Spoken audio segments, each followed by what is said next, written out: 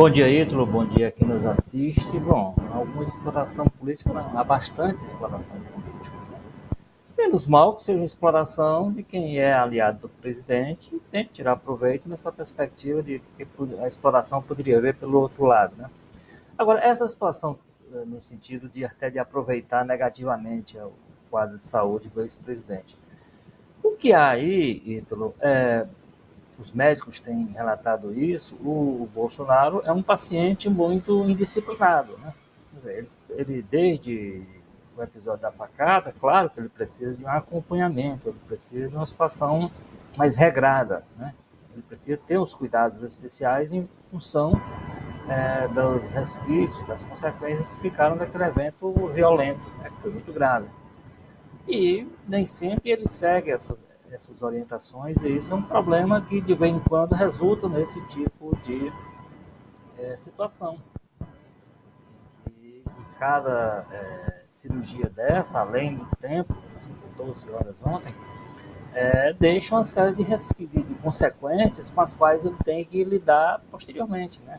Claro que ele sai mais fragilizado desse tipo de situação, inclusive uma perspectiva de médio e longo prazo, né?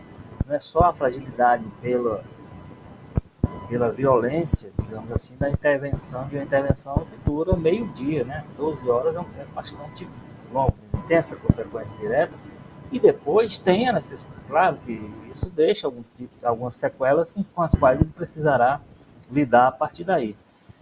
Agora, tirando isso, quer dizer, a manifestação dos aliados, de comemoração, as pessoas que vão lá rezar, tudo, eu acho que tudo isso faz parte do jogo. Agora a gente está num tempo tão esquisito, e todo já tem um tempo suficiente na política, para, em situações assim, a gente vê os adversários até se manifestando de maneira solidária. Isso acontecia, né?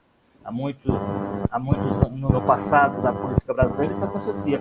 Hoje a gente comemora o simples fato de os adversários terem ficado quietos, calados, sem nenhuma decisão, já de não terem buscado explorar, como você lembrou inicialmente, um aspecto positivo, gerar algum tipo de dúvida sobre a situação real, essas coisas assim. Então esse silêncio já é um ganho nessa realidade política maluca em que a gente se encontra. Eu acho que, tirando isso, o resto acho que é do jogo político, e não há nada que se possa entender como exagerado ou fora do padrão dentro do que tem sido feito pelos aliados do presidente. A única coisa que tem fora do padrão, e isso é preciso ressaltar, é essa questão da dificuldade que os médicos têm de tê-lo mais regrado, mais disciplinado em função da situação que ele enfrenta desde a facada, que não é uma situação normal e precisa ser, digamos assim, administrada diariamente, cotidianamente, com um pouco mais de cuidado do que ele tem tido.